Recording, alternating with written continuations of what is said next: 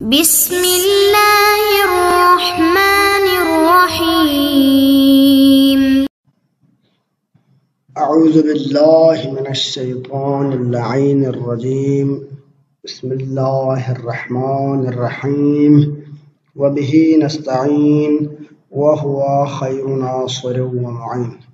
عزیز طلاب کرام، ہمارا یہ سلسلہ درس جاری ہے اس بحث میں کہ ہم بحث کر رہے ہیں کہ آیا خلیفہ نبی کا یا امام کا مقرر کرنا امت کی تجویز، امت کی اختیار سے جائز ہے یا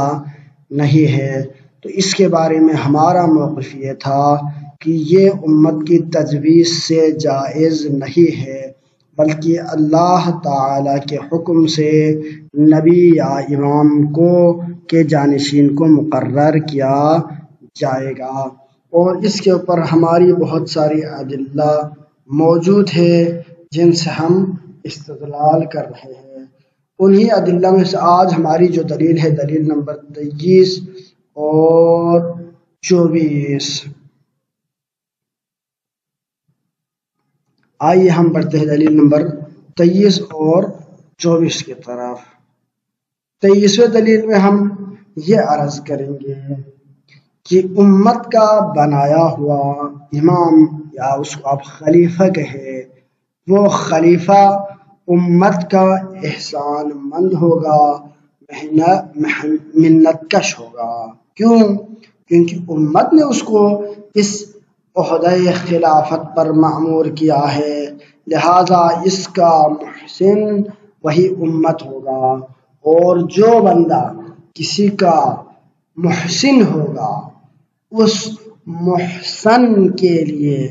اللہ تعالیٰ نے ضروری قرار دیا ہے کہ وہ اپنے محسن کا احسان نہ بھلائے،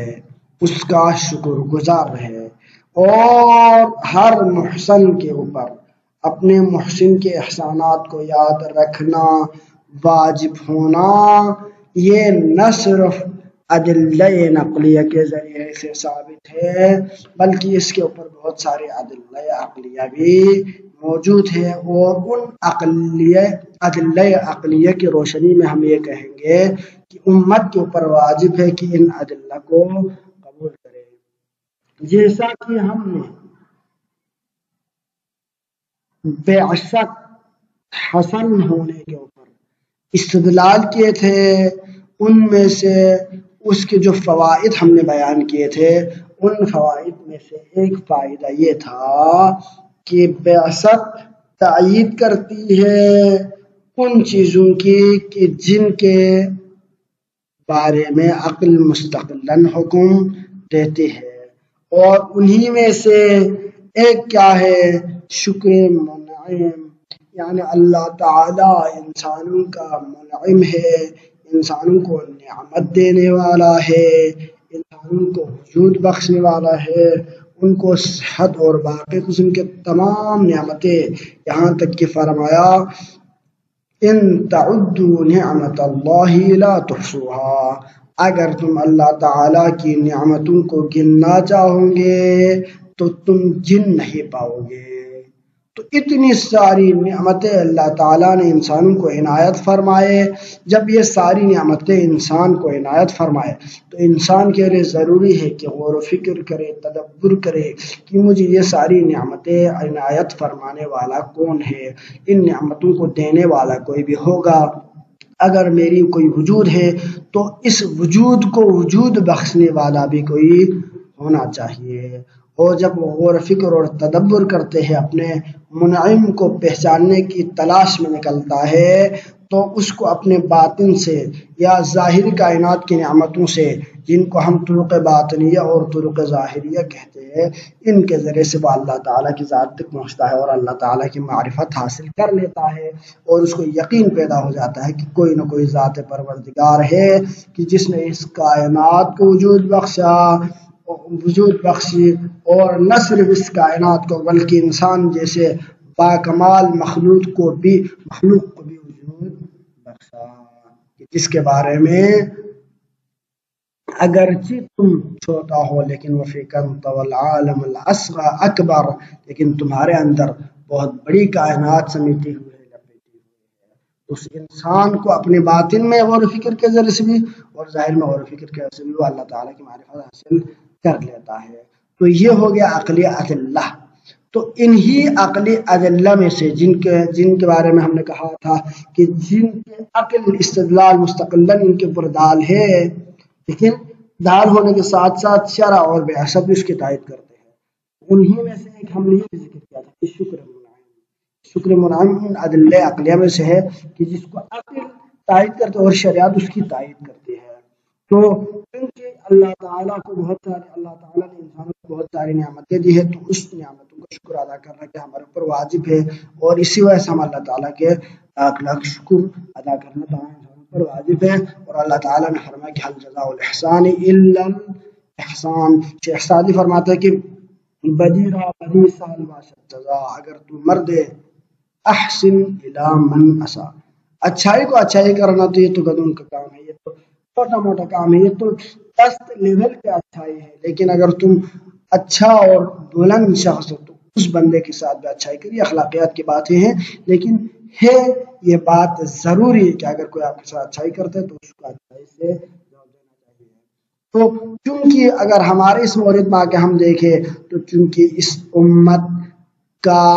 یعنی اس خلیفے کا محسن یہ امت ہے، کیونکہ اس امت نے اس خلیفے کو اس عظیم منصب اور مقام پر فائز کیا ہے، لہذا امت کی جو ذمہ داری امت نے ادا کی ہے اس کا عوض اور جزا یہ بنے گا کہ یہ شخص اپنے محسن کو نہ جھٹلائے، اس کی احسانات کو نہ جھٹلائے، جب اس کی اطاعت کرے واجب الاطاع اور واجب التعظیم واجب الرعایہ بن جائے گا۔ لہذا کل امت سے اس پیش آمد مساوی نہ ہوگی۔ پس ولا تأخذ بهم الرأف فی دین اللہ، تم کو دینی امور کے برتاؤ کرنے میں کسی قسم کی مہربانی اور سچ کرنے سے ان میں سے نہ ہو۔ اس کا مصداق امام اور وہی خلیفہ ہو سکتا ہے جس کو اللہ تعالیٰ نے بنایا ہو، لیکن جس بندے کو امت نے خلیفہ بنایا ہو، جس کی پاور ہی اس امت کی وجہ سے آئی ہو اور وہ اس امت کا محتاج ہو اپنے پاور کے استمرار اور استقرار میں، یہ بندہ اس حکم قرآنی پر کہ ولا تأخذکم بہم الرأف فی دین اللہ، ولا تأخذکم بہم الرأف فی دین اللہ، یعنی دینی امور میں ان کا سب برتاؤ اچھائی سے برتاؤ کرنا، مہربانی کرنا یا سہل انگیزی سے پیش آنا، یہ وہ ہمارا خلیفہ کر سکتا ہے، لیکن اللہ تعالیٰ نے اس کے نہیں کی ہے۔ اس نہیں سے امت بنایا ہوا خلیفہ بچ نہیں سکتا،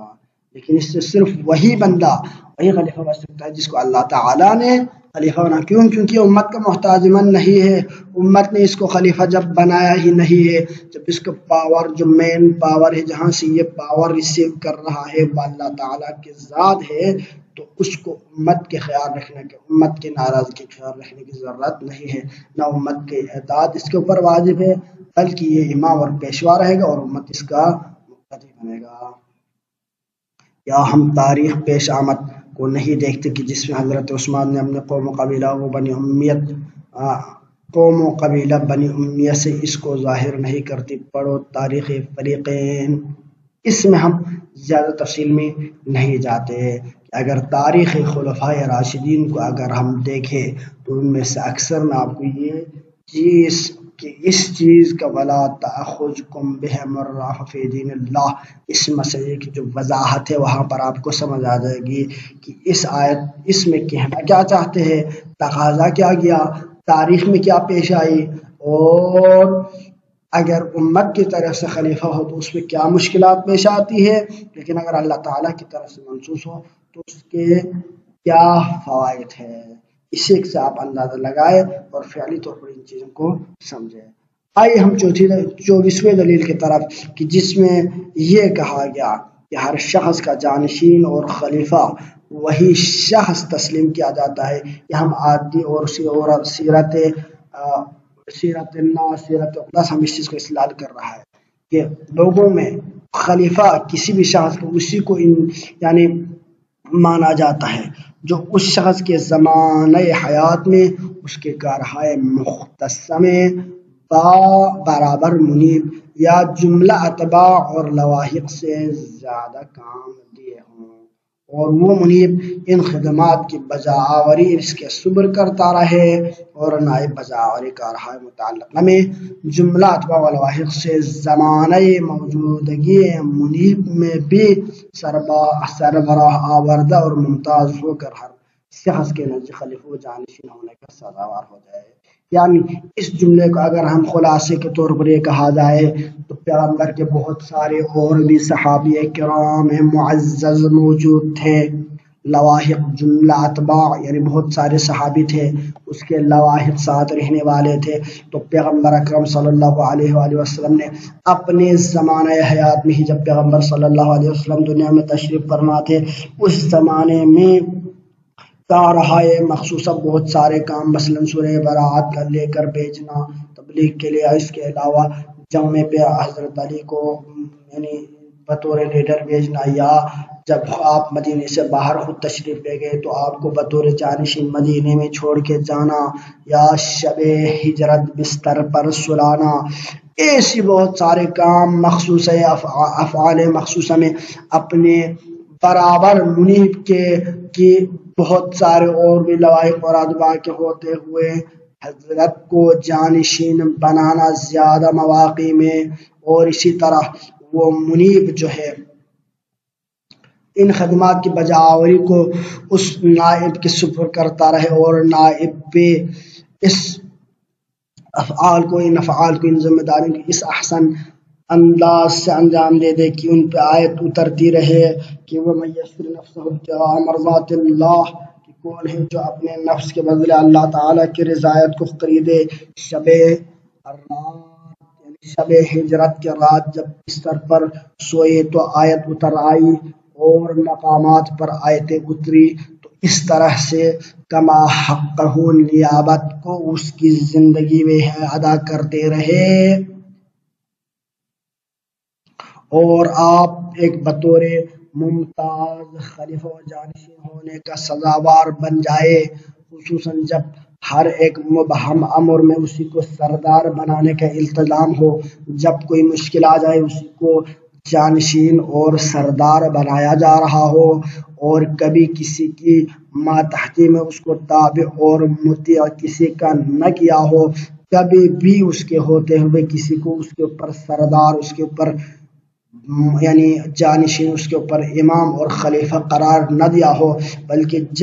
جب بھی وہ میسر ہو اسی کو خلیفہ، اسی کو جانشین بنایا ہو، اور بہت ساروں کے ہوتے ہوئے، تو اس سے زیادہ ثبوت اس کے کہ جانشین ہونے کا اس وقت ہوتا ہے کہ جب وہ منیب مشکلات امور منصبی کو حصار کے سامنے نائب کے سپر کر دے،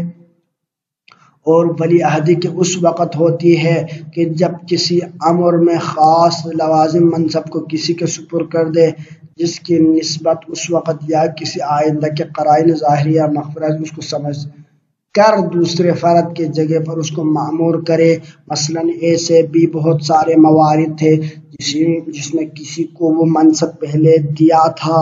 کہ تم جا کے یہ ذمہ داری نبھانا، مگر بعد میں وہ ذمہ داری اس بندے سے لے کر اس اپنے ہمیشہ